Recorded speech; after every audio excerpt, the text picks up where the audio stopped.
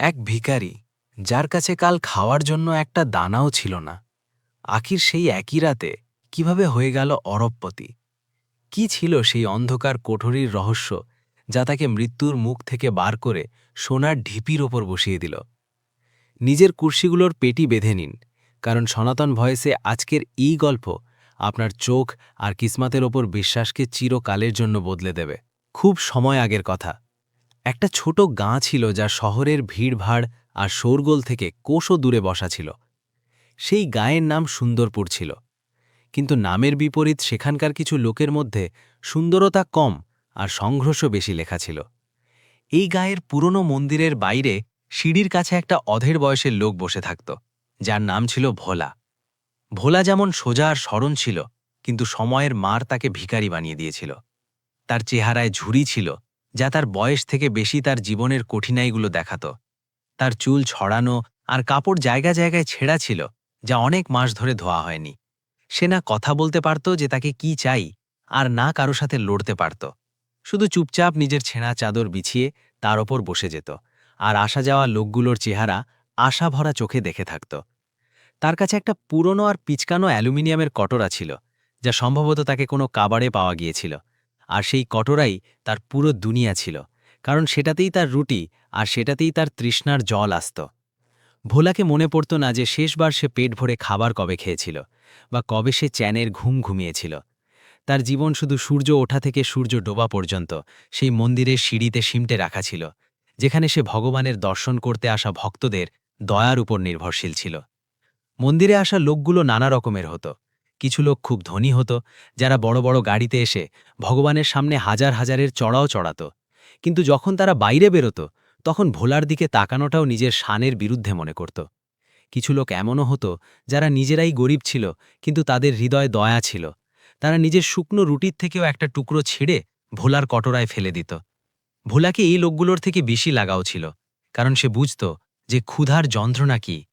সে প্রায়শই ভাবত যে ভগবান এই দুনিয়াটা এত অদ্ভুত কেন বানিয়েছেন, যেখানে একদিকে তো এত খাবার যে কুড়ে ফেলা হয়, আর অন্যদিকে তার মতো লোক যারা দানা দানায় তরসায়। কিন্তু ভোলা কখনো নিজের কিসমাতকে গালি দিত না। তার মনে একটা অদ্ভুত বিশ্বাস ছিল যে সম্ভবত একদিন সবকিছু বদলে যাবে। তাকে জানা ছিল না যে এটা কিভাবে হবে বা কবে হবে, কিন্তু এই আশাই ছিল যা তাকে প্রত্যেক সকালে উঠে আবার সেই জায়গায় গিয়ে বসার তাকত দিত, যেখানে অপমান আর ধিক্কার ছাড়া প্রায়শই কিছু মিলত না। গরমের দুপুরে যখন সূর্য আগুন বর্ষণ করত, তখনও সে সেখানে বসে থাকত। আর যখন বৃষ্টিতে সব লোক নিজের বাড়িতে ডুবকে যেত, তখনও সে কোনো গাছের নিচে বা মন্দিরের ছজ্জের নিচে শিকুড়ে বসে থাকত। তার জীবন একটা থমকে যাওয়া জলের মতো ছিল, যাতে কোনো হলচাল ছিল না, শুধু সময় ধীরে ধীরে কেটে যাচ্ছিল, আর সে মৃত্যুর অপেক্ষায় দিন কাটাচ্ছিল। একদিনের কথা, যখন মৌসুম খুব খারাপ হচ্ছিল। সকাল থেকেই আকাশে কালো মেঘ ছাড়া পড়েছিল, আর হাওয়ায় একটা অদ্ভুত নমি ছিল, যা বলছিল যে আজ খুব জোরের বৃষ্টি হবে। মন্দিরে আজ ভিড়ও খুব কম ছিল, কারণ লোকগুলো মৌসুমের মিজাজ দেখে নিজের বাড়ি থেকে বাইরে বেরোয়নি। ভোলা নিজের জায়গায় বসেছিল, কিন্তু আজ তাকে বড় বেচানি হচ্ছিল। তার পেট ক্ষুধায় কুলবুল করছিল, কারণ গত দুদিন ধরে তাকে ঢঙের খাবার মেলেনি। কাল রাতে তাকে শুধু একটা বাসি পুরি মিলেছিল, যা কেউ দয়া করে দিয়েছিল, কিন্তু সেটা উটের মুখে জিরের মতো ছিল। আজ সকাল থেকে তার কটোরায় একটাও শিক্কা পড়েনি। সে হতাশ হয়ে আকাশের দিকে তাকাচ্ছিল, যেন ভগবানের কাছে জিজ্ঞাসা করছে যে আজ তার পরীক্ষা কেন নেওয়া হচ্ছে। তখনই একটা বড়ই শানদার গাড়ি মন্দিরের গেটে এসে থামল। ভোলার চোখে একটা চমক এলো। সে ভাবল যে সম্ভবত আজ তার কিসমত জাগবে, আর কোনো বড় শেঠ এসেছে যে তাকে কিছু দিয়ে যাবে। গাড়ি থেকে একটা মোটা লোক নামল, যে খুব মহার্ঘ কাপড় পরেছিল আর গলায় সোনার চেন ঝুলছিল। সে তাড়াতাড়ি সিঁড়ি চড়ে মন্দিরের ভিতর চলে গেল। ভোলা নিজের চাদর ঠিক করল আর কটোরা সামনে করে বসে গেল।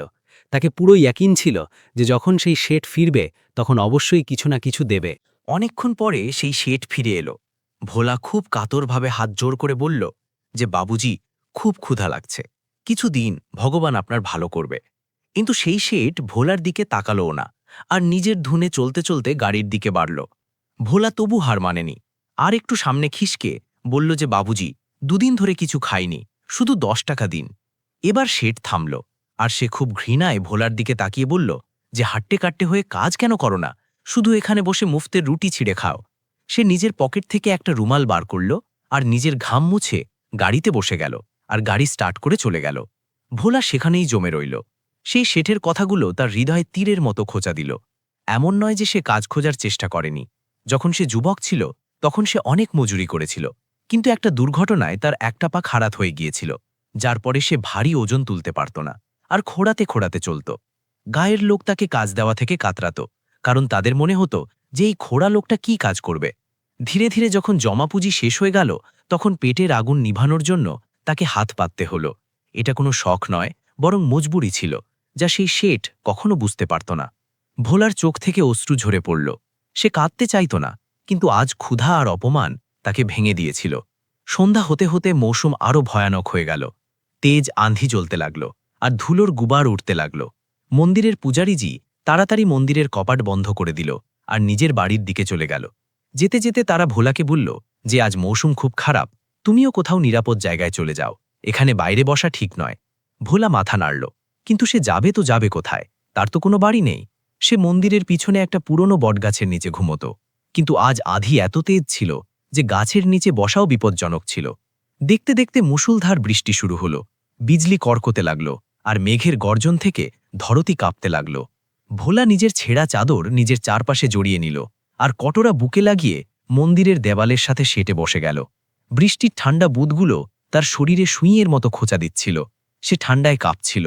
তার জ্বরের মতো শরীর আর খালি পেট তাকে খুব পরেশান করছিল। তাকে মনে হলো যে সম্ভবত আজকের রাত তার শেষ রাত হবে। অন্ধকার এত গাঢ় হয়ে গিয়েছিল যে হাতে হাত দেখা যাচ্ছিল না। তখন বিজলি জোরে কড়কালো, আর সেই আলোয় ভোলাকে মন্দিরের বাউন্ডারির কাছে একটা পুরনো খণ্ডহরের মতো ছোট্ট কোঠরি দেখা গেল। সেই কোঠরি খুব পুরনো ছিল, আর সেটাতে মালি নিজের সরঞ্জাম রাখত, কিন্তু এখন সেটা বছরের পর বছর বন্ধ পড়েছিল। ভোলা ভাবল যে যদি সে সেই কোঠরি পর্যন্ত পৌঁছে যায় তো সম্ভবত বৃষ্টি আর হাওয়া থেকে বাঁচতে পারবে। সে নিজের পুরো তাকত জোর করে উঠল। তার খোঁড়া পা ব্যথা করছিল, কিন্তু জীবনের চাহত তাকে সামনে বাড়াচ্ছিল। কাদা আর জলে পিছলে পিছলে সে কোনো রকমে সেই কোঠরির দরজা পর্যন্ত পৌঁছল। দরজা কাঠের ছিল আর খুব পুরনো হয়ে গিয়েছিল। তার উপর একটা জং লাগা তালা ঝুলছিল। ভোলা তালাটা ধরে টেনে দেখল, কিন্তু সেটা খুলল না। সে এদিক ওদিক দেখল তো তাকে মাটিতে একটা ভারী পাথর পড়ে দেখা গেল। সে কাঁপতে হাতে পাথর তুলল আর তালায় মারল। ২-৩ বার মারার পরে সেই পচা তালা ভেঙে নিচে পড়ে গেল। ভোলা ধাক্কা দিল, আর চরমরাহাটের সাথে দরজা খুলে গেল। ভিতর থেকে শিলন আর ধুলোর গন্ধ এলো, কিন্তু ভোলার জন্য সেটা কোনো মহল থেকে কম ছিল না, কারণ কমপক্ষে সেখানে বৃষ্টির জল আসছিল না। সে ভিতরে গেল আর দরজা বন্ধ করে নিল। ভিতরে গুপ অন্ধকার ছিল। সে একটা কোণে গিয়ে দুবকে বসে গেল। বাইরে ঝড়ের শোর ছিল, কিন্তু ভিতরে একটা অদ্ভুত শান্তি ছিল। ভোলার শ্বাস ফুলছিল। সে নিজের ভেজা চাদর নিংড়ে আর সেখানে মেঝেই শুয়ে পড়ল। তাকে খুব ক্লান্তি হচ্ছিল। ক্ষুধা এখন মরে গিয়েছিল, আর তার জায়গায় একটা অদ্ভুত শূন্যতা নিয়ে নিয়েছিল। শুয়ে শুয়ে তার হাত মাটিতে কোনো শক্ত জিনিসে ধাক্কা খেল। সে টটলে দেখল তো সেটা একটা লোহার কড়া মতো কিছু লাগছিল, যা মাটিতে গাঁথা ছিল। জিজ্ঞাসাবশ ভোলা সেই কড়াটা ধরে টেনে দেখল। তাকে মনে হলো সম্ভবত এটা কোনো পুরনো সিন্দুক বা কোনো ঢাকনা। প্রথমে তো সেটা হিলল না, কিন্তু যখন সে একটু জোর লাগালো তো মাটি সরে গেল, আর একটা পাথরের সিল সরার অনুভব হলো। ভোলা অবাক হয়ে গেল। সে নিজের পকেট থেকে ম্যাচিস বার করল, যা সে খুব যত্নে একটা পান্নিতে জড়িয়ে রেখেছিল যাতে ভিজে না যায়। সে একটা তিলি জ্বালালো। ম্যাচিসের হালকা আলোয় সে দেখল যে মাটিতে একটা চৌকো পাথরের ঢাকনা ছিল, যাতে সেই লোহার কড়া লাগানো ছিল। সে সেই পাথরটা পুরো সরালো, তো নিচে একটা ছোট গর্ত দেখা গেল। সেই গর্তে একটা পুরনো কালো পড়ে যাওয়া তামার লোটা রাখা ছিল। লোটা ওপর থেকে কাপড়ে বাঁধা ছিল। ভোলার হৃদয়ে জোরে জোরে ধড়কতে লাগল। এটা কি হতে পারে? কি সেটাতে কেউ ধন লুকিয়ে রেখেছে, বা এটা শুধু কোনো পুরনো কচরা? একটা ভিখারির জন্য কোনো বন্ধ জিনিস একটা আশার মতো হয়। সে কাঁপতে হাতে সেই লোটা বাইরে বার করল। সেটা খুব ভারী ছিল। সে সেটাকে হিলিয়ে দেখল তো ভিতর থেকে ছনছনের আওয়াজ এলো। ভোলার চোখ ফাটা ফাটা রইল। এই আওয়াজ চিৎকার ছিল। সে তাড়াতাড়ি সেই লোটার মুখে বাঁধা কাপড় যা গলে গিয়েছিল সেটাকে নোচ করে সরালো। সে ম্যাচিসের দ্বিতীয় তিলি জ্বালালো আর লোটার ভিতর ঝাঁকালো। সেই মুহূর্তে ভোলা নিজের চোখের উপর বিশ্বাস করতে পারল না। লোটার ভিতর সোনা আর রূপার পুরনো যুগের সিক্কে ভরা ছিল। তিলি নিভে গেল, আর অন্ধকার আবার ছায়া পড়ল, কিন্তু ভোলার চোখের সামনে এখনও সেই সোনালি চমক ভাসছিল। তার পুরো শরীর কাঁপতে লাগল, এবার ঠান্ডায় নয় বরং ভয় আর খুশির মিলিত অনুভবে। একটা ভিখারি যার কাছে কাল খাওয়ার জন্য একটা রুপিয়াও ছিল না, আজ তার হাতে খাজানা ছিল। কিন্তু তখনই তার মনে একটা ভয় বসে গেল। যদি কারোর জানা হয়ে যায় তো, যদি কেউ দেখে নেয় তো, লোক তাকে মেরে ফেলবে আর এসব ছিনিয়ে নেবে। সে তো যাই হোক একটা দুর্বল ভিখারি, তার কথার কে বিশ্বাস করবে যে এটা তাকে পাওয়া গিয়েছে? সব ভাববে সে মন্দির থেকে চুরি করেছে। এই খেয়াল তার খুশিকে ভয়ে বদলে দিল। সে তাড়াতাড়ি লোটা আবার সেই গর্তে রাখল আর পাথরের ঢাকনা লাগিয়ে দিল। তারপর তার ওপর মাটি আর ধুলো ফেলে দিল, যাতে কারোর জানা না হয়। সে সেখানেই সেই ঢাকনার ওপর বসে গেল। তার ঘুম পুরো উড়ে গিয়েছিল। বাইরে ঝড় এখনও চলছিল, কিন্তু ভোলার মনের ভিতরে তার থেকেও বড় ঝড় চলছিল। সে ভাবছিল যে এখন তাকে কি করা উচিত। সে কি এই ধন নিয়ে পালিয়ে যাবে, বা এটাকে এখানেই রাখবে? পালিয়ে কোথায় যাবে? সে তো খোড়া। আর যদি এখানে রাখে তো কতদিন এটাকে লুকিয়ে রাখতে পারবে? রাতভর ভোলা জেগে রইল আর নানা রকমের পরিকল্পনা করতে লাগল।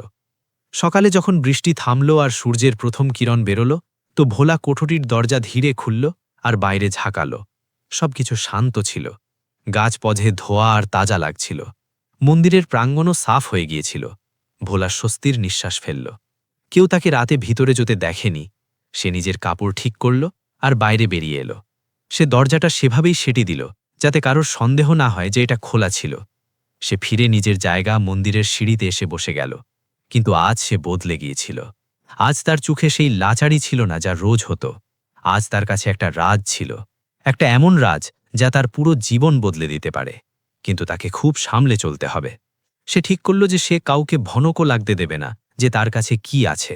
সে রোজের মতোই ভিক্ষা মাগবে আর সঠিক সময়ের অপেক্ষা করবে। দিন চড়তে লাগল আর লোক মন্দিরে আসতে লাগল।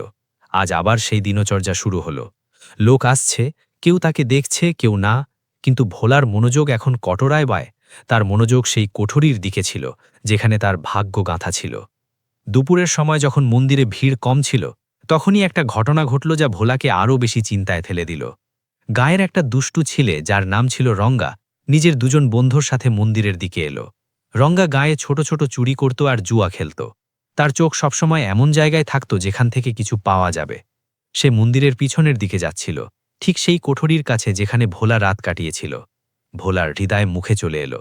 যদি রঙ্গা সেই ভাঙা তালা দেখে নেয় বা কোঠরির ভিতরে চলে যায় তো সব গড়বড় হয়ে যাবে। ভোলা নিজের জায়গা থেকে উঠল আর খোঁড়াতে খোঁড়াতে রঙ্গার রাস্তায় এসে গেল। সে জেনে বুঝে রঙ্গার সামনে হাত পাতল আর বলল, মালিক, কিছুদিন, খুব ক্ষুধা লাগছে। রঙ্গার রাগে ভোলাকে ধাক্কা দিল আর বলল, হট যা রাস্তা থেকে, পাগল কোথাকার, সকাল সকাল দিমাগ খারাপ করতে আসে। ধাক্কা লাগায় ভোলা মাটিতে পড়ে গেল। কিন্তু সে রঙ্গার মনোযোগ ভাঙিয়ে দিয়েছিল, আর তার বন্ধুরা হাসতে হাসতে অন্যদিকে চলে গেল। ভোলাকে চোট লেগেছিল, তার কনুই ছিলে গিয়েছিল, কিন্তু সে ব্যথার পরোয়া করল না। সে স্বস্তির নিঃশ্বাস ফেলল যে রঙ্গা সেই কোঠরির দিকে যায়নি। কিন্তু তাকে বোঝা গেল যে সেই খজানা সেখানে বেশিদিন নিরাপদ থাকতে পারবে না। তাকে তাড়াতাড়ি কিছু করতে হবে। সে ভাবতে লাগল যে এই ধনের সে কি করবে। সে কি এটাই নিজের চিকিৎসা করাবে, বা কোনো ছোট বাড়ি কিনবে, বা কোনো দোকান খুলবে? স্বপ্ন খুব বড় ছিল, কিন্তু হকিকত এটা ছিল যে সে এখনও একটা ভিখারি ছিল। আর একটা ভিখারির কাছে সোনার লোটা থাকা মৃত্যুর পরোয়ানার মতো ছিল। সেই দিন ভোলা একটা ফয়সালা করল। সে এই খজানাকে সোজা ব্যবহার করতে পারবে না। তাকে কোনো বুদ্ধিমান লোকের সাহায্য দরকার হবে, কোনো এমন যার ওপর সে ভরসা করতে পারে। কিন্তু এই দুনিয়ায় ভরসা কার ওপর করা যাবে? তখন তাকে গায়ের স্কুল মাস্টারজির স্মরণ এলো। মাস্টারজি, যার নাম বিজয়বাবু ছিল, খুবই ভালো আর সত্যবাদী মানুষ ছিল। তারা প্রায়শই মন্দিরে আসত আর ভোলার সাথে অবস্থা জিজ্ঞাসা করত। কখনো কখনো তারা তাকে খাওয়ার জন্য ফলও দিত।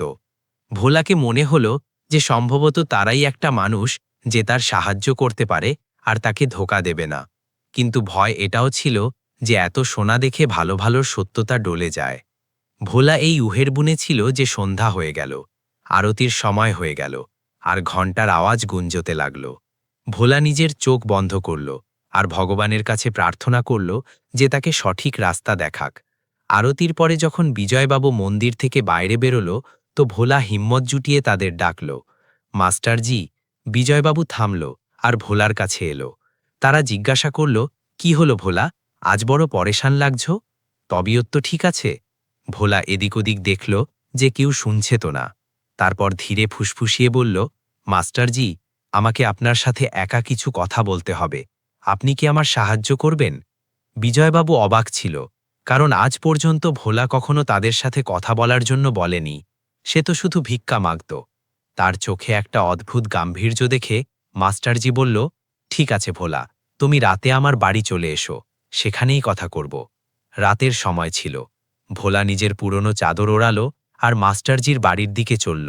কিন্তু সে খালি হাতে নয়, সে নিজের ছেঁড়া চাদরের নিচে সেই ভারী লোটা লুকিয়ে রেখেছিল, যা সে সন্ধ্যা অন্ধকার হয়ে যাবার সাথে সাথে কোঠরি থেকে বার করেছিল। তাকে ভয় লাগছিল যে রাস্তায় কেউ তাকে থামিয়ে না দেয়। প্রত্যেক আহতায় সে সহমে যাচ্ছিল। গায়ের গলিগুলো শুনশান ছিল আর কুকুরের ভোকানোর আওয়াজ আসছিল। কোনো রকমে বাঁচতে বাঁচতে সে মাস্টারজির বাড়ি পৌঁছল। মাস্টারজির বাড়ি ছোট ছিল আর তারা নিজের বারান্দায় বসে কিছু বই পড়ছিল। ভোলা ধীরে গেট খটখটাল। মাস্টারজি তাকে দেখল আর ভিতরে ডেকে নিল।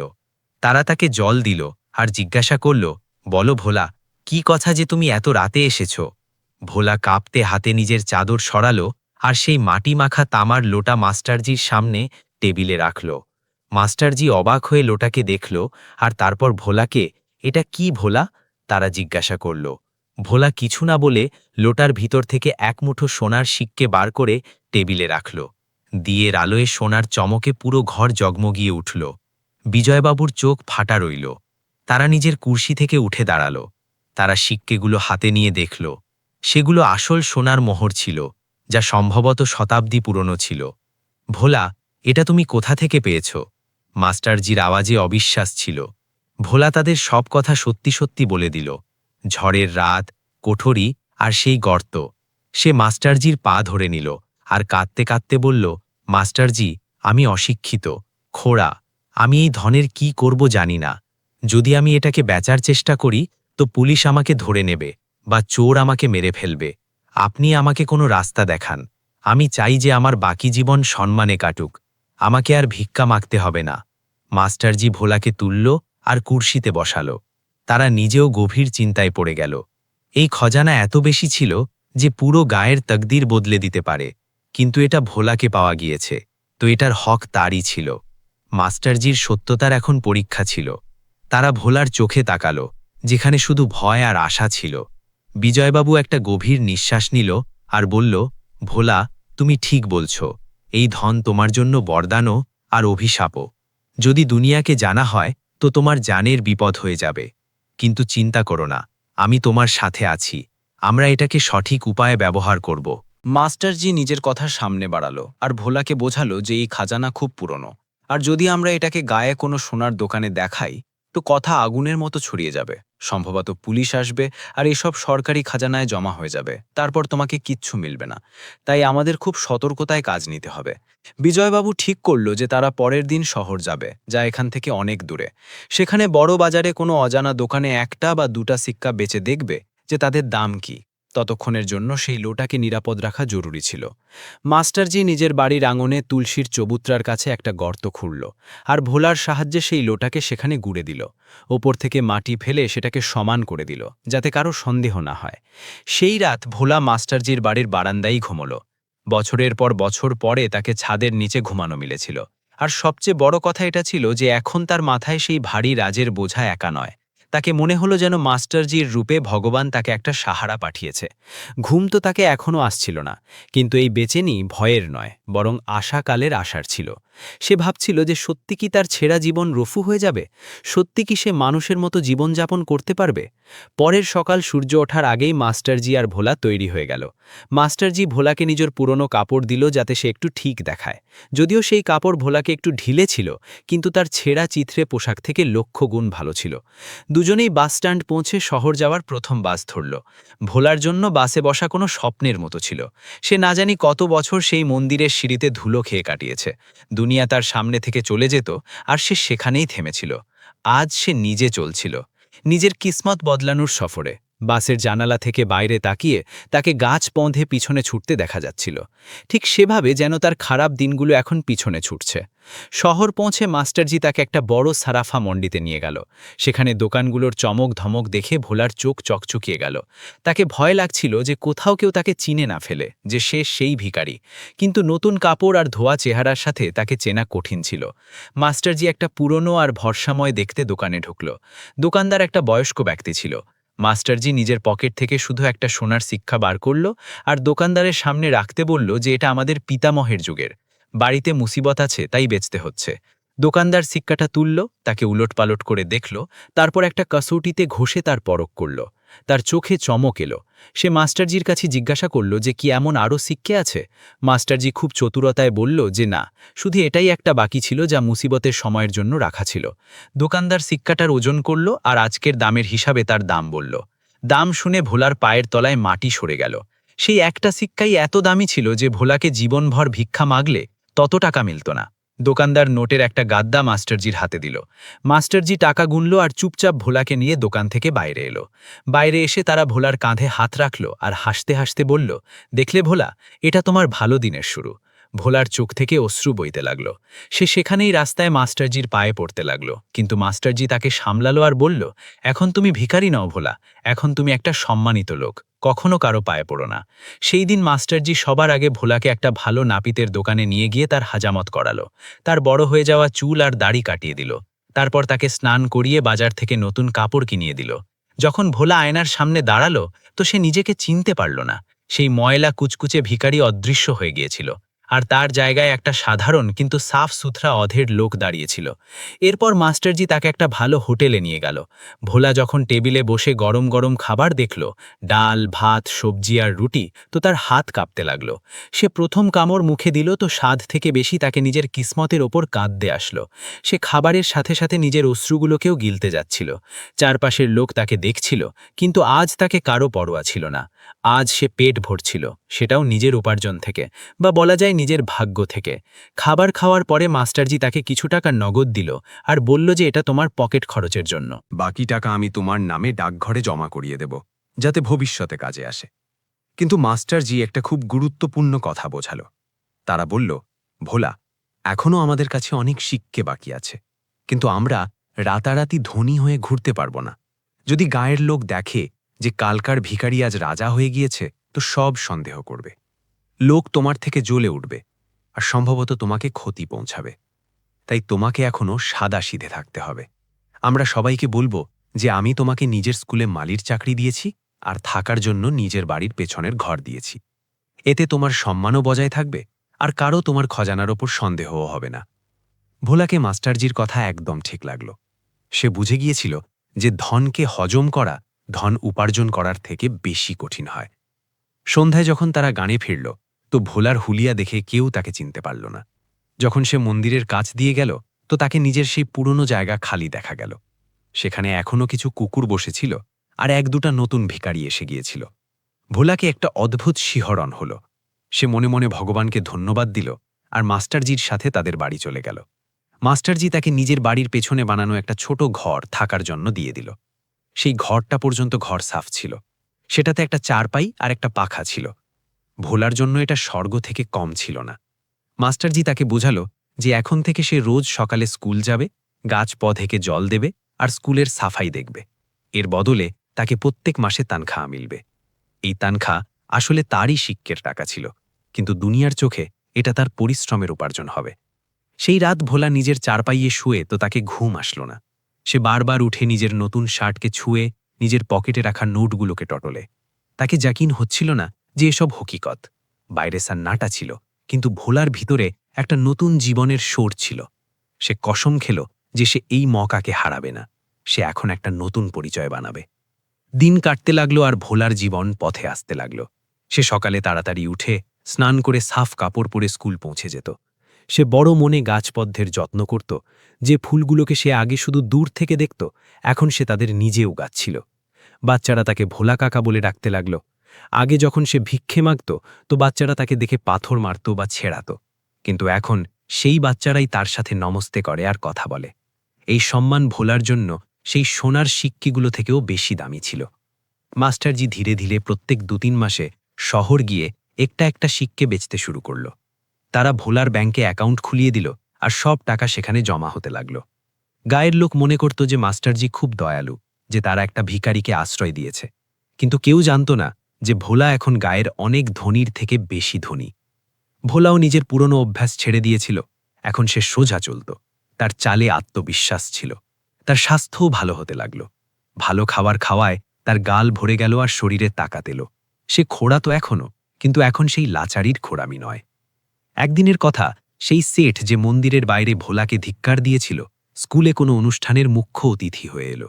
সে মঞ্চে বসে ভাষণ দিচ্ছিল আর দান ধর্মের বড় বড় কথা বলছিল। ভোলা সেখানেই কাছে দাঁড়িয়ে পথেকে জল দিচ্ছিল। অনুষ্ঠান শেষ হবার পরে যখন সেঠ নিজের গাড়ির দিকে যাচ্ছিল, তো তার রুমাল পড়ে গেল। ভোলা দেখে নিল। সে লাফিয়ে সামনে বাড়ল আর রুমাল তুলে সেঠকে দিল। সেঠ তাকে চিনল না। সে ভোলার সাফ কাপড় আর কাজ দেখে ভাবল যে এটা স্কুলের কোনো কর্মচারী। সেঠ খুশি হয়ে নিজের পকেট থেকে 10 টাকার নোট বার করল আর ভোলার দিকে 10 টাকার নোট দিল, বাড়াল। ভোলা সেই নোট দেখে হাসল। তাকে সেই দিন স্মরণ এলো যখন সে এই সেঠের কাছে 10 টাকা মেগেছিল আর বদলে অপমান মিলেছিল। আজ সেই সেঠ তাকে 10 টাকা দিচ্ছে। ভোলা খুব বিনয়ে হাত জোর করে বলল, না মালিক, এটার দরকার নেই। ভগবানের দেওয়া অনেক আছে। আপনি এই টাকা কোনো দরকারি লোককে দিয়ে দিন। সেঠ অবাক হয়ে গেল। একটা সাধারণ মালির এই উত্তর তাকে বোঝা গেল না। সে চুপচাপ নিজের গাড়িতে বসে গেল। ভোলা সেই 10 টাকা নিল না, কারণ এখন সে ভিখারি নয়। সে নিজের আত্মসম্মানের উপার্জন খেতে শুরু করেছে। সময়ের চাকা ঘুরতে রইল। কাছাকাছি 1 বছর কেটে গেল। ভোলার কাছে এখন ব্যাংকে খুব ভালো রকম জমা হয়ে গিয়েছিল। মাস্টারজি একদিন ভোলাকে বলল, ভোলা, এখন সময় এসেছে যে তুমি নিজের জন্য কিছু বড় করো। কতদিন আমার বাড়ির পিছনের ঘরে থাকবে আর কতদিন শুধু মালির কাজ করবে? তোমার কাছে এত ধন আছে যে তুমি নিজের বাড়ি বানাতে পারো বা কোনো বড় ব্যবসা শুরু করতে পারো। ভোলা ভাবল আর বলল, মাস্টারজি, আমাকে ব্যবসা করতে তো আসে না, আর না আমাকে বড় বাড়ির লোভ আছে। কিন্তু আমার মনে একটা ইচ্ছে আছে। আমি চাই যে আমি সেই মন্দিরের কাছে একটা এমন জায়গা বানাই যেখানে কোনো ক্ষুধার্ত লোক কখনো খালি পেট না যায়। আমি ক্ষুধার তাড়না সহ্য করেছি।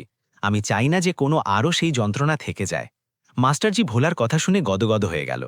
তারা ভাবেননি যে ধন আসার পরেও ভোলার হৃদয় এত পবিত্র থাকবে। প্রায়শই টাকা আসলে মানুষ বদলে যায়, কিন্তু ভোলার দুঃখ তাকে এত মাজা দিয়েছিল যে সে সোনা থেকেও বেশি খাঁটি হয়ে গিয়েছিল। মাস্টারজি বলল, এটা তো খুবই নেক চিন্তা। ভোলা, আমরা অন্য ক্ষেত্র খুলতে পারি যেখানে গরিবদের মুফত খাবার মিলবে। কিন্তু এতে একটা অর্চন ছিল। মন্দিরের জমিতে কোনো নির্মাণ করার জন্য গায়ের পঞ্চায়েত আর মন্দির কমিটির অনুমতি দরকার ছিল। আর মন্দির কমিটির সভাপতি রঙ্গার বাবা ছিল, যে গায়ের সারপাঞ্চও ছিল আর বড়ই লোভী লোক ছিল। যদি তাকে জানা যায় যে ভোলার কাছে টাকা আছে, তো সে অবশ্যই কোনো না কোনো গড়বড় করবে। তাই মাস্টারজি একটা পরিকল্পনা বানালো। তারা গায়ে ঘোষণা করল যে একটা গোপন দাতা আছে যে মন্দিরের কাছে ধর্মশালা আর রান্নাঘর বানাতে চায়। তারা এটা বলেনি যে সেই দাতা ভোলা। সারপাঞ্চ আর গায়ের লোক খুব খুশি হল যে গায়ের উন্নয়ন হবে। মাস্টারজি সব আইনি কাগজপত্রের কাজ করালো আর জমি কেনা হয়ে গেল। নির্মাণ কাজ শুরু হলো। রঙ্গা আসে, ভোলা নিজে সেখানে দাঁড়িয়ে কাজ দেখত। লোক ভাবত যে মাস্টারজি তাকে মুন্সির কাজ দিয়েছে।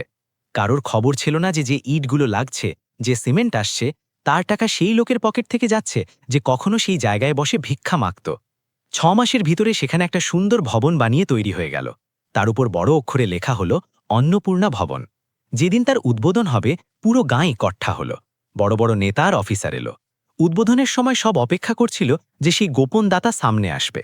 সারপাঞ্চ মালা নিয়ে তৈরি দাঁড়িয়েছিল, যাতে তার স্বাগত করতে পারে আর নিজের ছবি তোলাতে পারে। তখন মাস্টারজি মঞ্চে এলো আর মাইক ধরল।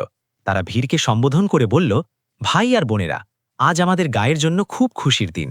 এই অন্নপূর্ণা ভবন কোনো শহরের সেট নয়, বরং আমাদেরই গায়ের একটা এমন ব্যক্তি বানিয়েছে যাকে আপনারা সবাই জানেন। সব একে অপরের মুখ তাকাতে লাগল। মাস্টারজি সামনে বলল, সেই মানুষ যে নিজের পুরো জীবন দারিদ্র্যে কাটিয়েছে, কিন্তু যখন ভগবান তাকে দিয়েছে, তো সে সবার আগে নিজের ব্যাপারে না, বরং আপনাদের সবার ব্যাপারে ভেবেছে। আমি মঞ্চে ডাকতে চাই শ্রী ভোলানাথজিকে। নাম শুনতেই সন্নাটা ছায়া পড়ল। লোক অবাক ছিল। কি সেই ভিখারি ভোলা? কি মাস্টারজি মজা করছেন? ভিড় থেকে ভোলা ধীরে ধীরে মঞ্চের সিঁড়ি চড়ল। সে আজ একটা সাদা কুর্তা পায়জামা আর ওপর থেকে একটা নেহরু জ্যাকেট পরেছিল। সে সংকোচ করছিল, কিন্তু মাস্টারজি তার হাত ধরে তাকে মঞ্চের মাঝে দাঁড় করিয়ে দিল। গায়ের লোকের চোখ ফাটা ফাটা রইল। সারপাঞ্চের হাত থেকে মালা ছুটে পড়ে গেল। সেই ভোলা যাকে তারা ধিক্কার দিত, আজ এই ভব্য ভবনের মালিক ছিল। মাস্টারজি মাইক ভোলাকে দিল। ভোলার হাত কাঁপছিল। সে ভিড়ের দিকে তাকালো। তাকে সেই চেহারাগুলো দেখা গেল। সেট, সেই রঙ্গা, সেই পূজারি, আর সেই লোক যারা কখনো তাকে রুটির টুকরো ফেলে দিত। আজ তারা সব তার নিচে দাঁড়িয়েছিল, আর সে ওপরে ছিল। ভোলা গভীর নিঃশ্বাস নিল আর বলতে শুরু করল, আমি কোনো ভাষণ দেওয়া জানি না। আমি শুধু এটা জানি যে পেটের আগুন খুব খারাপ হয়। যতক্ষণ আমি এখানে সিঁড়িতে বসতাম, আমি শুধু নিজের জন্য মাগতাম। কিন্তু আজ ভগবান আমাকে দেবার যোগ্য বানিয়েছে। এই ভবন আমার নয়, এটা আপনাদের সবার। আজকের পরে এই গায়ে কোনো ক্ষুধার্ত ঘুমাবে না, এটা আমার বচন। ভোলার কথায় এত সত্যতা আর যন্ত্রণা ছিল যে লোকের চোখে জল এলো। কাল যারা তাকে হিক্কারত করে দেখত, আজ শ্রদ্ধায় দেখছিল। তালির গড়গড়াহট থেকে পুরো প্রাঙ্গণ গুঞ্জে উঠল। রঙ্গা যে পিছনে দাঁড়িয়েছিল, লজ্জায় মাথা ঝুঁকিয়েছিল। সেটকে হিজের সেই দিনের হরকতের উপর পচতাও হচ্ছিল। ভোলা প্রমাণ করেছে যে মানুষ কাপড় থেকে না, নিজের কর্ম আর হৃদয় থেকে বড় হয়। অন্নপূর্ণা ভবন শুরু হলো। রোজ সেখানে শত শত লোক খাবার খেতে আসত। ভোলা নিজে সবাইকে নিজের হাতে পরিবেশন করত। তাকে যে শুকুন লোককে খাবার খাইয়ে মিলত, সেটা তাকে সোনার সিক্কে গুনতে কখনো মেলেনি। কিন্তু গল্প এখনো শেষ হয়নি। বলা হয় না যে যখন আপনি ভালো কাজ করেন তো মুসিবতও আসে। ভোলার বাড়তে থাকা সোহরাত আর মাস্টারজির প্রভাব সরপঞ্চ আর তার সাথীদের খটকতে লাগলো ছিল। তাদের মনে হচ্ছিল যে যদি ভোলা আর মাস্টারজি এমনই জনপ্রিয় হয়ে থাকে, তো পরের নির্বাচনে সরপঞ্চের কুর্সি বিপদে পড়ে যাবে। সাথে সরপঞ্চের ছেলে রঙ্গাকে এই কথা হজম হচ্ছিল না যে কালকার ভিখারি আজ এত বড় লোক কিভাবে হয়ে গেল। তার মনে সন্দেহের কীট রেংতে লাগল। তাকে স্মরণ এলো যে সেই ঝড়ের রাতে সে ভোলাকে সেই পুরনো কোঠরির কাছে দেখেছিল। সে নিজের বন্ধুদের সাথে মিলে ভোলার জাসুসি শুরু করল। সে জানতে চাইত যে আখির ভোলার কাছে এত টাকা এলো কোথা থেকে। রঙ্গা ভাবল যে অবশ্যই ভোলা কোনো চুরি করেছে বা তাকে কোনো গাথা খাজানা পেয়েছে। আর যদি খাজানা হয় তো সেটা এখনও কোথাও না কোথাও টাকবে। লোভ রঙ্গার দিমাগে কবজা করে নিল।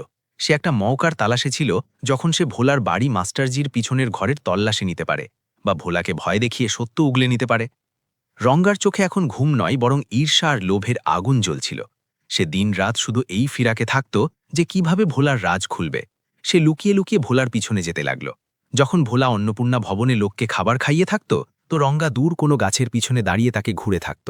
তাকে বোঝা যাচ্ছিল না যে একটা অশিক্ষিত ভিখারি যে কাল পর্যন্ত দানাদানায় মহতাজ ছিল, হঠাৎ এত বুদ্ধিমান আর ধনী কিভাবে হয়ে গেল। রঙ্গা নিজের বন্ধুদের সাথে মিলে একটা পরিকল্পনা বানালো। সে ভাবল যে কেননা সেই পুরনো কোঠরির আবার তল্লাশি নেওয়া যায়, যেখানে সেই ঝড়ের রাত ভোলা থেমেছিল। সম্ভবত সেখানে কোনো সুরাগ মিলবে। একটা দুপুর যখন পুরো গা আর নিজে ভোলাও অন্নপূর্ণা ভবনে ব্যস্ত ছিল, রঙ্গা চুপিসারে মন্দিরের পিছনের সেই পুরনো কোঠরির কাছে গেল। সেখানে এখনও সেই পুরনো ভাঙা তালা পড়েছিল। রঙ্গা দরজা খুলল আর ভিতরে গেল। ভিতরে ধুলো আর জাল ছাড়া কিছু ছিল না। সে মাটিকে গুরুত্ব সহকারে দেখল। একটা কোণে তাকে মাটি কিছু উখড়া আর তাজা লাগল, যেন কেউ সেখানে খোড়াই করে আবার ভরে দিয়েছে। রঙ্গার দিমাগ বিজলির মতো দৌড়ল। তাকে যকিন হয়ে গেল যে ভোলাকে যা কিছু পেয়েছে সেটা এখানে গাঁথা ছিল। এর মানে খাজানা এখানে ছিল। রঙ্গা বুড়বুড় করে বলল আর সেই খোড়া তাকে বার করে নিয়ে গেল। এখন রঙ্গার কাছে একটা সুরাগ তো ছিল, কিন্তু কোনো প্রমাণ নয়। যদি সে গায়ের লোককে এটা বলে তো কেউ বিশ্বাস করবে না, কারণ সে নিজে বদনাম ছিল আর ভোলা এখন গায়ের দেবতা হয়ে গিয়েছিল। রঙ্গা সোজা নিজের বাবা সরপঞ্চের কাছে গেল। সরপঞ্চ নিজের বাড়ির দালানে হুক্কা পিচ্ছিল। রঙ্গা সব কথা নিজের বাবাকে বলল। সে বলল, বাবা, ওই ভোলা কোনো মহান নয়, তাকে অবশ্যই কোনো গাথা বা খাজানা পেয়েছে, যা সরকারি খাজানাও হতে পারে। যদি আমরা প্রমাণ করি যে সে চুরি করেছে, তো সব টাকা আমাদের হয়ে যাবে আর ভোলা জেল যেতে পারে। সরপঞ্চ রঙ্গা থেকে বেশি চতুর আর চালাক ছিল। সে হুক্কার কষ টেনে আর ধোঁয়া ছেড়ে বলল, বেটা, জোশ থেকে না হোশ থেকে কাজ নাও। এখন হাওয়া ভোলার পক্ষে বইছে। মাস্টার বিজয়বাবু তার সাথে আছে। যদি আমরা সোজা অভিযোগ লাগাই তো গায়ের লোক আমাদেরই মেরে ভাগাবে। আমাদের কিছু এমন করতে হবে যাতে ভোলার সম্মান মাটিতে মিশে যায়। একবার লোকের ভরসা ভাঙলে তারপর আমরা তাকে নোচ খাব। বাবা ছেলে মিলে একটা খুবই ঘৃণনা ষড়যন্ত্র রচল। গায়ে কয়েকদিন পরে নবরাত্রির বালা লাগবে। মন্দিরে মাতাজির মূর্তিকে সোনার পুরনো গয়না পরানো হবে, যা বছরভর তিজোরিতে বন্ধ থাকে। সরপঞ্চ ঠিক করল যে সে মন্দিরের মুখ্য পূজারীজির মনোযোগ ভাঙিয়ে মাতাজির একটা দামি হার অদৃশ্য করিয়ে দেবে আর তার অভিযোগ ভোলার ওপর মারবে। উৎসবের দিন এলো। পুরো গাঁ আলোয় স্নান করা ছিল। অন্নপূর্ণা ভবনেও বিশেষ ভোজের আয়োজন ছিল। ভোলা খুব খুশি ছিল। সে সকাল থেকেই দৌড়াদৌড়ি করে কাজ করছিল। কখনো রান্নাঘরে হালওয়াইকে নির্দেশ দিত, তো কখনো আসা অতিথিদের জন্য দড়ি বিছাত। তার চেহারায় একটা আলাদা রৌনক ছিল। তাকে কি জানা ছিল যে তার এই খুশি কিছু লোকের চোখে খোঁচা দিচ্ছে।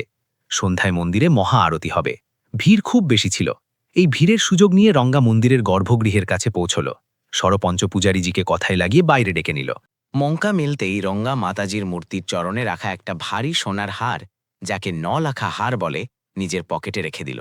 সে খুব সাফাইয়ে সেখান থেকে বেরোলো আর ভিড়ে অদৃশ্য হয়ে গেল।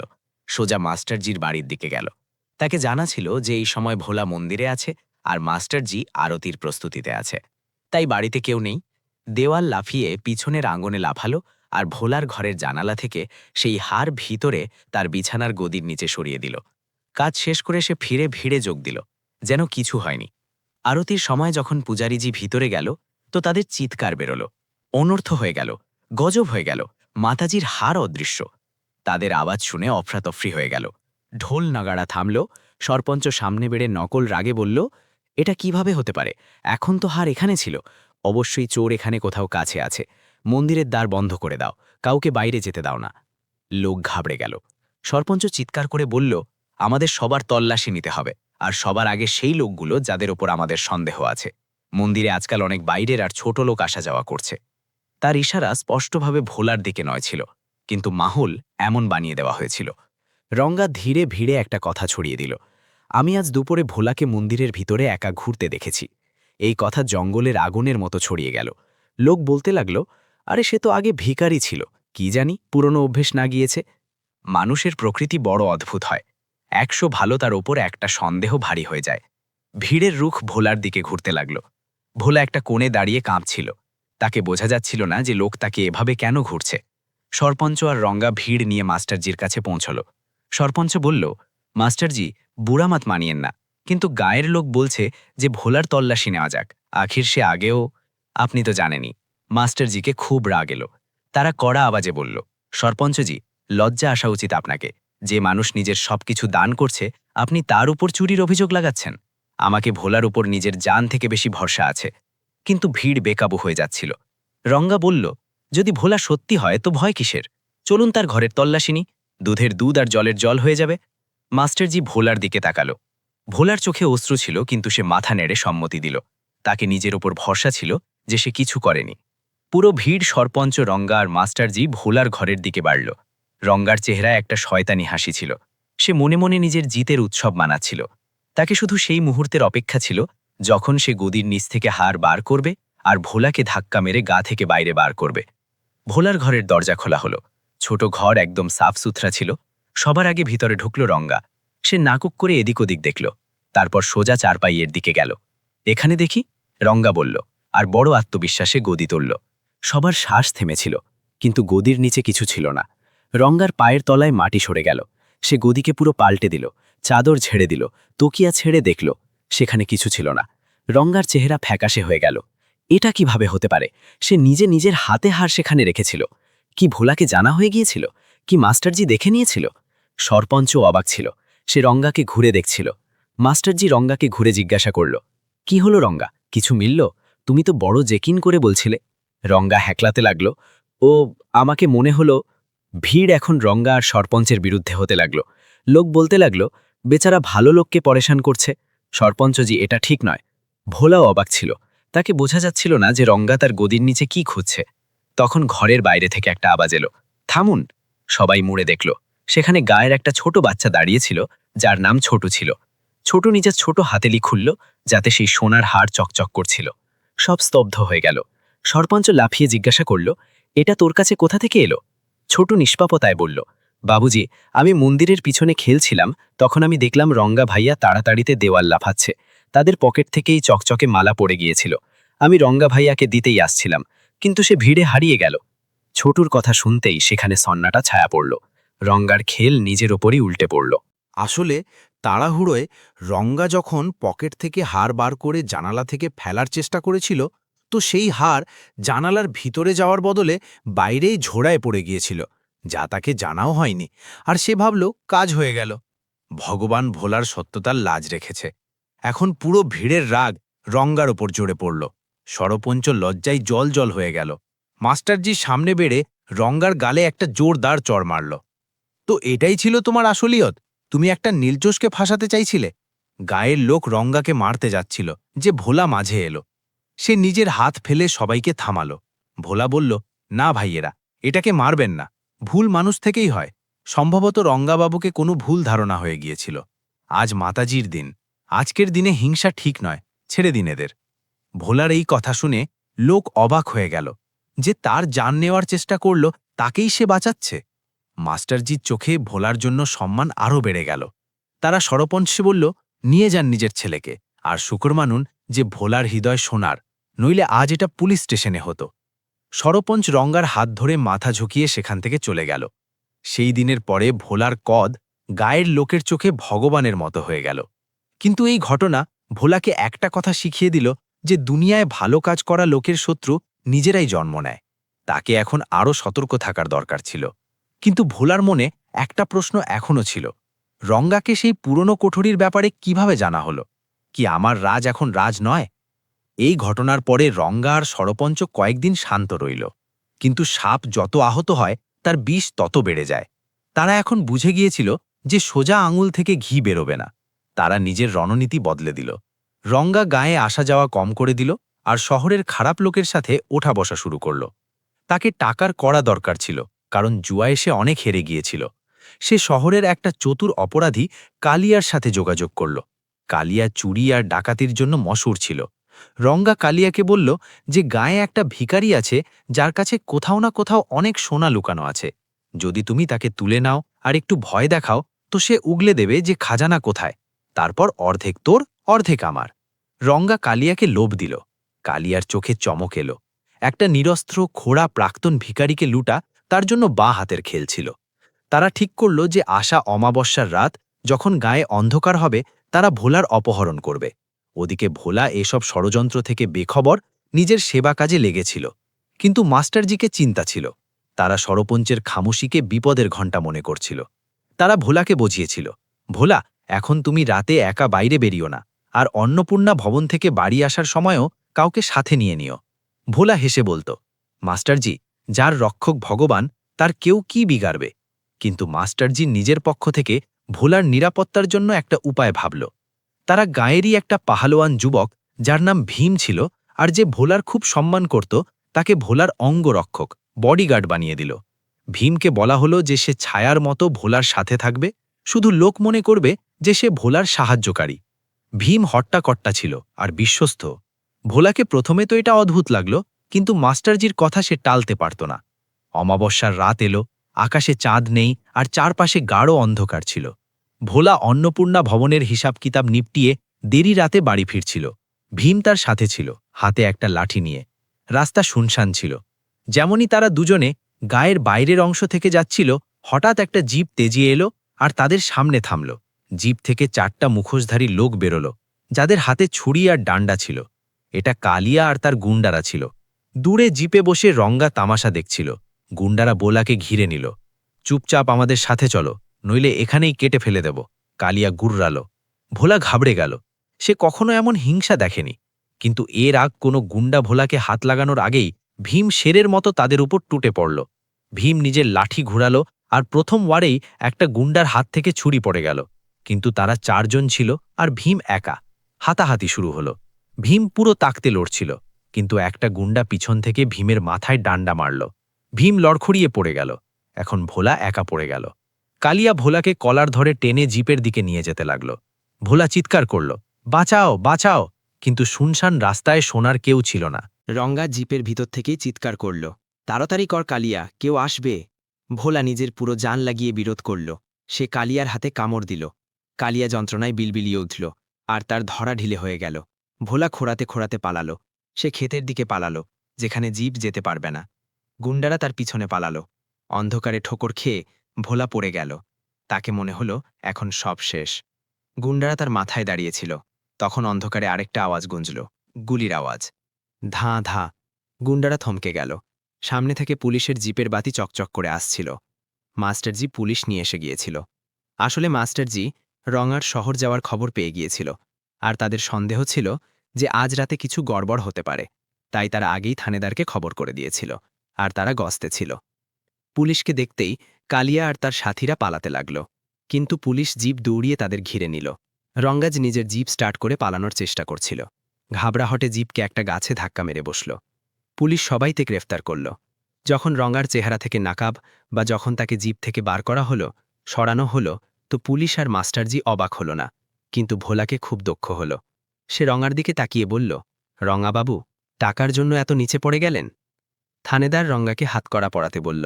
এখন সব গরমি জেলে বার হবে। মাস্টারজি ভোলাকে তুলল আর গলে লাগাল। ভীমকেও হোশ এসে গিয়েছিল। তাকে সামান্য চোট এসেছিল। সেই রাত খারাপতা আবার হেরে গিয়েছিল আর ভালো তার জিত হয়েছিল। কিন্তু এই ঘটনা একটা বড় পরিবর্তন আনার ছিল। এখন পর্যন্ত ভোলার খাজানা একটা রাজ ছিল, কিন্তু পুলিশ কেস হওয়ার পরে এখন প্রশ্ন উঠবে যে আখির রঙা ভোলার পিছনে কেন পড়েছিল। কি ভোলাকে সত্য বলতে হবে? পরের দিন পুরো জেলায় খবর ছাপা হলো যে একটা সমাজসেবীর অপহরণ করার চেষ্টা নাকাম হয়েছে। ভোলা এখন শুধু একটা গায়ের দাতা নয়, বরং একটা চর্চিত ব্যক্তি হয়ে গিয়েছিল। বড় বড় সাংবাদিক গায়ে আসতে লাগল। সব ভোলার ইন্টারভিউ নিতে চাইত। মাস্টারজি ভোলাকে বোঝালো, ভোলা, এখন কথা লুকোনো যাবে না। আমাদের সত্যের একটা অংশ দুনিয়াকে বলতে হবে, নইলে লোক গল্প বানাতে থাকবে। মাস্টারজি আর ভোলা মিলে একটা প্রেস কনফারেন্স, সাংবাদিক সম্মেলন ডাকল। ভোলা মাইক সামলালো আর দুনিয়ার সামনে নিজের গল্প রাখল, কিন্তু একটা ছোট পরিবর্তনের সাথে। সে বলল, আমাকে কোনো খাজানা মিলেনি। আমার একটা দূরের রিশতেদার ছিল যে নিঃসন্তান ছিল। তারা নিজের সব সম্পত্তি মরার সময় আমার নামে করে দিয়েছিল। আমাকে এই কথা অনেক পরে জানা হলো। শুধু এটাই আমার সত্য। কারণ খাজানা সোনার সিক্কের রূপে ছিল, যাকে মাস্টারজি ধীরে ধীরে বেচে সাদা ধন হোয়াইট মানিতে বদলে দিয়েছিল, আর তার কাগজপত্র তৈরি করিয়ে নিয়েছিল, যা মাস্টারজির দূরদর্শিতা ছিল। তাই কারও সন্দেহ হল না। আইনি রূপে ভোলার টাকা এখন পিতৃপুরুষের সম্পত্তি হয়ে গেল। এই খুলাসার পরে ভোলার জানের বিপদ কম হয়ে গেল। কারণ এখন সবাই মনে করল যে টাকা ব্যাংকে আছে আর আইনি, কোনো গাথা খাজানা নয় যাকে লুটা যাবে। রঙা আর তার সাথীদের লম্বা জেল হয়ে গেল। সরপঞ্চকে নিজের বদনামির কারণে পদ থেকে ইস্তিফা দিতে হল। গায়ে এখন শান্তি ছিল, কিন্তু ভোলার সফর এখানে থামার নয়। তার কাছে টাকা ছিল, সোহরাত ছিল, কিন্তু তার হৃদয় এখনও কিছু খালিপন অনুভব করছিল। তাকে মনে হতো যে শুধু খাবার খাওয়ানো যথেষ্ট নয়, তাকে গায়ের সেই লোকগুলোর জন্য কিছু করতে হবে যারা রোগ থেকে মরে যায়, যেমন তার মা মরেছিল। গায়ে কোনো ভালো হাসপাতাল নেই, শহর যাওয়ায় অনেক সময় লাগে, আর অনেক রোগী রাস্তায় দম ছেড়ে দেয়। ভোলা মাস্টারজির সামনে নিজের নতুন ইচ্ছে রাখল। মাস্টারজি হাসল। এই কাজ অন্নপূর্ণা ভবন থেকেও অনেক বড় ছিল।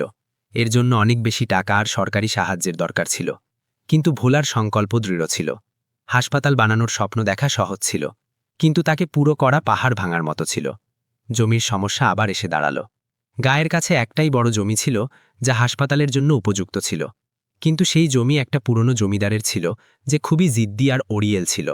তার নাম ছিল ঠাকুর বিক্রম সিং। বিক্রম সিং শহরে থাকত, আর তাকে নিজের পিতৃপুরুষের জমি থেকে অনেক ভালোবাসা ছিল, যদিও সেটা বঞ্জর পড়েছিল। মাস্টারজি আর ভোলা অনেকবার ঠাকুর সাহেবের সাথে মিলতে শহর গেল, কিন্তু তারা প্রত্যেকবার মিলতে মানা করে দিল। একবার যখন মিলাকাত হল, তো ঠাকুর স্পষ্ট বলে দিল, আমি নিজের জমি কোনো ভিখারির হাসপাতালের জন্য দেব না। এটা আমার পূর্বপুরুষের নিশানি। ভোলা নিরাশ হয়ে গেল। তার কাছে টাকা ছিল, সে মুখমাগা দাম দেওয়ার জন্য তৈরি ছিল, কিন্তু ঠাকুরকে টাকার না, নিজের আনের অহংকার ছিল। এটা ভোলার ধৈর্যের নতুন পরীক্ষা ছিল। কি সে সেই জিদ্দি জমিদারের হৃদয় জিততে পারবে, বা তার হাসপাতালের স্বপ্ন অধুরা থেকে যাবে? ভোলার মাস্টারজি হার মানেনি। ঠাকুর বিক্রম সিংয়ের ইনকার তাদের জন্য একটা বড় রোকাবাত ছিল, কিন্তু ভোলার ইরাদা পাক্কা ছিল। সে ঠিক করল যে সে নিজে একবার আবার ঠাকুর সাহেবের কাছে যাবে, কিন্তু এবার সে টাকার কথা করবে না। সে শুধু একটা মানুষ থেকে অন্য মানুষের নাতে কথা বলবে।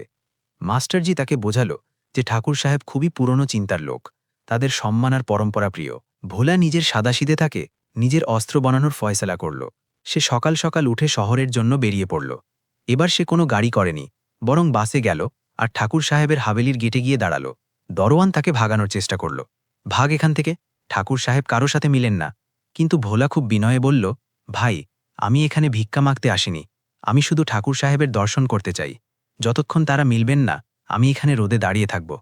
দরওয়ান ভাবল, পাগল আছে, চলে যাবে, কিন্তু ভোলা সেখানেই দাঁড়িয়ে রইল। দুপুর হয়ে গেল, সূর্য মাথায় চড়ে এলো। ভোলা ঘামে লথপথ ছিল, তার খোড়া পা ব্যথা করছিল, কিন্তু সে টস থেকে মস হল না। সন্ধ্যায় যখন ঠাকুর সাহেব নিজের ব্যালকনিতে চা পিচ্ছিল, তো তাদের চোখ গেটে দাঁড়ানো সেই লোকের ওপর পড়ল। তারা দরওয়ানকে ডেকে জিজ্ঞাসা করল, এটা কে যে সকাল থেকে দাঁড়িয়ে আছে? দরওয়ান বলল, হুকুম, এটা সেই গায়ের ভোলা যে হাসপাতালের জন্য জমি মাগছে, জিদ্দি আছে, যাচ্ছে না। ঠাকুর সাহেবকে একটু অবাক হল। সাধারণত লোক তাদের ভয়ে পালিয়ে যায়। তারা দরওয়ানকে বলল, ডাকো তাকে ভিতরে। ভোলা ভিতরে এলো। তার গলা তৃষ্ণায় শুকিয়ে যাচ্ছিল, কিন্তু সে জল মাঙেনি। সে ঠাকুর সাহেবের পা ছুঁয়ে হাত জোড় করে দাঁড়াল। ঠাকুর রুক্ষতায় জিজ্ঞাসা করল, কি চাই? আমি বলে দিয়েছি না যে জমি বিক্রি হবে না? তাহলে কেন দাঁড়িয়ে আছো এখানে? ভোলা ধীরে মাথা তুলল আর বলল, ঠাকুর সাহেব, আমি জমি কিনতে আসিনি, আমি তো শুধু আপনাকে একটা গল্প শোনাতে এসেছি। ঠাকুর ভ্রু চড়াল। গল্প? ভোলা বলল, জি, একটা মায়ের গল্প, যে নিজের অসুস্থ ছেলেকে কোলে নিয়ে শহরের দিকে পালিয়েছিল, কিন্তু রাস্তায় দম ছেড়ে দিয়েছিল, কারণ গায়ে কোনো ডাক্তার ছিল না। সেই মা আমার ছিল, আর সেই ছেলে আমি। সেই দিন আমি নিজের মাকে হারিয়েছি, কিন্তু আজও গায়ে অনেক মা নিজের সন্তান হারাচ্ছে, অনেক ছেলে অনাথ হয়ে যাচ্ছে। আপনার জমি বঞ্জর পড়ে আছে ঠাকুর সাহেব, কিন্তু যদি সেখানে হাসপাতাল হয়ে যায়, তো সেই জমি জীবন উগাবে। প্রজন্ম আপনাকে স্মরণ রাখবে যে একটা ঠাকুর নিজের জমি দিয়ে হাজার হাজার জান বাঁচিয়েছে। জমি তো যাই হোক, এখানেই থেকে যাবে, কিন্তু নাম অমর হয়ে যাবে। ভোলার চোখে যে যন্ত্রণা আর সত্যতা ছিল, সেটা ঠাকুরের কঠোর হৃদয়ে আঘাত করল। ঠাকুর বিক্রম সিং নিজের পুরো জীবন নিজের শান আর জায়দাদকে বাঁচানোতে লাগিয়ে দিয়েছিল, কিন্তু কেউ তাদের সাথে এভাবে কথা বলেনি। নাম অমর হয়ে যাবে, এই কথা ঠাকুরের হৃদয়ে ঘর করে গেল। তারা কিছুক্ষণ চুপ রইল, তারপর তারা নিজের নৌকরকে ডাকল, রামু, অতিথির জন্য জল আর শরবত আনো। এটা একটা খুব বড় পরিবর্তন ছিল। ঠাকুর ভোলাকে বসার জন্য বলল। তারা জিজ্ঞাসা করল, যদি আমি জমি দিয়ে দিই, তো কি গ্যারান্টি যে সেটা হাসপাতালই হবে, কোনো দোকান নয়? ভোলা বলল, আমার জান নিয়ে নিন ঠাকুর সাহেব, কিন্তু বচন কখনো ভাঙব না, আর হাসপাতালের নাম আপনার বাবার নামে হবে, এটা আমার বাধা। ঠাকুর বিক্রম সিং ঘলে গেল। তারা সেই সময় নিজের মুনিমকে ডেকে জমির কাগজপত্র আনার জন্য বলল। তারা ভোলাকে বলল, যাও, জমি তোমার হলো, আমাকে একটা পয়সাও চাই না, শুধু বাধা স্মরণ রাখো, আমার বাবা ঠাকুর শামশের সিংহের নাম সেই হাসপাতালের মাথায় থাকবে। ভোলার চোখে থেকে খুশির অশ্রু ঝরে পড়ল। সে আবার ঠাকুর সাহেবের পা ছুঁয়ে নিল। যে কাজ কোটি রুপিয়া করতে পারেনি, সেটা ভোলার অশ্রু আর সত্যতা করে দেখালো। গায়ে যখন এই খবর পৌঁছল যে ঠাকুর মুফতে জমি দিয়ে দিয়েছে, তো কারো বিশ্বাস হলো না। লোক বলতে লাগল যে ভোলার কাছে কোনো জাদু আছে। এখন হাসপাতাল বানানোর রাস্তা সাফ ছিল। মাস্টারজি আর ভোলা তুরন্ত কাজ শুরু করিয়ে দিল। শহর থেকে ভালো আর্কিটেক্ট বাস্তুকার কাকা হলো। দিনরাত কাজ চলতে লাগল। ভোলা নিজে ইট ধরত, মজুরদের সাথে খাবার খেত, আর সেখানেই ঘুমত।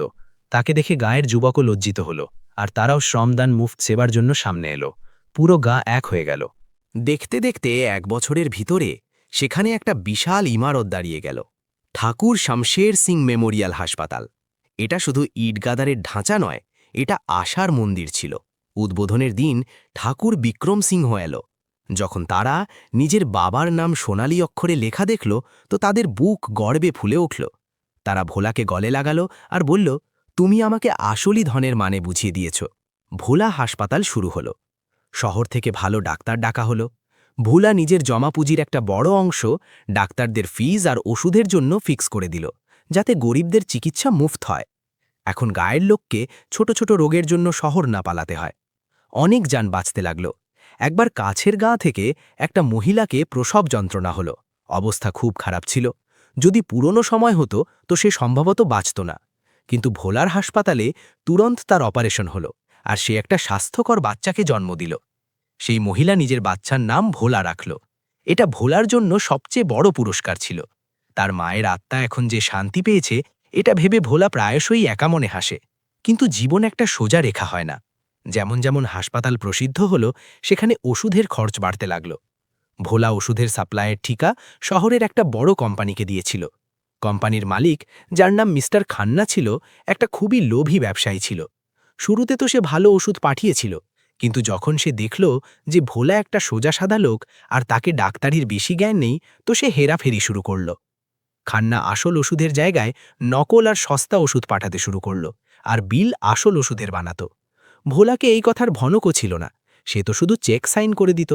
ধীরে ধীরে রোগীদের অভিযোগ আসতে লাগল, ডাক্তার সাহেব, ওষুধের প্রভাব হচ্ছে না, জ্বর উতরছে না, যন্ত্রণা কমছে না। হাসপাতালের ডাক্তারও পারেশান ছিল।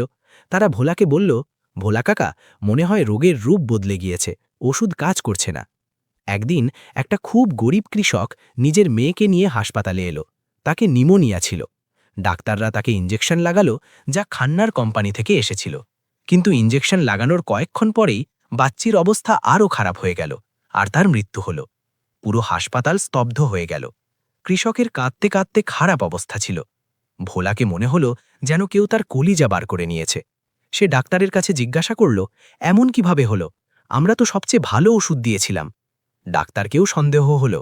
তারা বাকি ওষুধের শিশিকে পরীক্ষার জন্য শহরের একটা বড় ল্যাবে পাঠালো। যখন রিপোর্ট এলো, তো সবার পায়ের তলায় মাটি সরে গেল। সেই ওষুধ নকল ছিল। সেটাতে শুধু জল আর কিছু সামান্য রাসায়নিক ছিল। আসল ওষুধের নামও নিশান নেই। ভোলাকে এত রাগ এলো যত তার পুরো জীবনে কখনো আসেনি। সে সেই সময় পুলিশকে ডেকে সব রিপোর্ট দেখালো। পুলিশ তুরন্ত ছাপা মারল আর মিস্টার খান্নার গোডাউন থেকে ভারী পরিমাণে নকল ওষুধ বরামত করল। খান্নাকে গ্রেফতার করা হলো, কিন্তু ভোলার হৃদয় ভেঙে গিয়েছিল। একটা নিষ্পাপ বাচ্চির জান চলে গিয়েছিল, শুধু এই জন্য যে সে একটা বেঈমান লোকের ওপর ভরসা করেছিল। সে নিজেকে দোষী মনে করতে লাগল। সে হাসপাতালের নিজের ঘরে বন্ধ হয়ে গেল, আর কারো সাথে কথা বলতো না। মাস্টারজি তাকে অনেক বোঝালো, ভোলা, এতে তোমার ভুল নেই, তুমি তো ভালোই করেছিলে। ধোকা দেওয়া লোককে সাজা মিলে গিয়েছে। কিন্তু ভোলার মন অশান্ত ছিল। তাকে মনে হলো যে শুধু টাকা আর ইমারত থাকা যথেষ্ট নয়, ব্যবস্থার ওপর নজর রাখা জরুরি। সে ঠিক করল যে সে এখন অশিক্ষিত থাকবে না। যদি আমি পড়ালেখা হতাম তো ওষুধের নাম পড়তে পারতাম, পরীক্ষা করতে পারতাম। সে ভাবল। 50 বছরের বয়সে ভোলা একটা নতুন সংকল্প নিল, পড়াশোনা করার। এই কথা শোনায় অদ্ভুত লাগে যে এত বড় লোক এখন অবক অঘ শিখবে, কিন্তু ভোলার জন্য এটা প্রায়শ্চিত্তও ছিল, আর দরকারও। ভোলা মাস্টারজিকে বলল, মাস্টারজি, আমাকে পড়তে শেখান, আমাকে এত কাবিল বানান যে কেউ আমাকে বোকা না বানাতে পারে। মাস্টারজির চোখে চমক এলো। তারা বলল, শিখার কোনো বয়স হয় না ভোলা, আমি তোমাকে অবশ্যই পড়াবো। এখন ভোলার একটা নতুন রুটিন শুরু হলো। দিনে সে হাসপাতাল আর অন্নপূর্ণা ভবনের কাজ দেখত, আর সন্ধ্যায় মাস্টারজির সাথে বসে স্লেট বাক্তি নিয়ে বাচ্চাদের মতো পড়ত। লোক প্রথমে হাসল, দেখো বুড়ো ঘোড়া লাল লাগাম। কিন্তু ভোলা কারও পরোয়া করল না। সে নিজের পুরো লগন লাগিয়ে দিল। তার মোটা মোটা খসখসে হাতে কলম ধরতে শিখল। ধীরে ধীরে সে অক্ষর জড়তে লাগল, তারপর শব্দ পড়তে লাগল। আর একদিন এমন এলো যখন সে নিজে হাসপাতালের ফাইলগুলো পড়তে শুরু করল। সে হিসাব কিতাব নিজে চেক করতে শুরু করল। এখন কোনো মুনিম বা কোনো সাপ্লায়ার তাকে ধোকা দিতে পারত না। ভোলার এই নতুন তাকত তাকে আরও নিখিরে দিল। সময় কাটতে গেল, ভোলা এখন বুড়ো হতে লাগল। তার চুল পুরো সাদা হয়ে গিয়েছিল, আর চলায় তাকে এখন ছড়ির সাহারা নিতে হতো।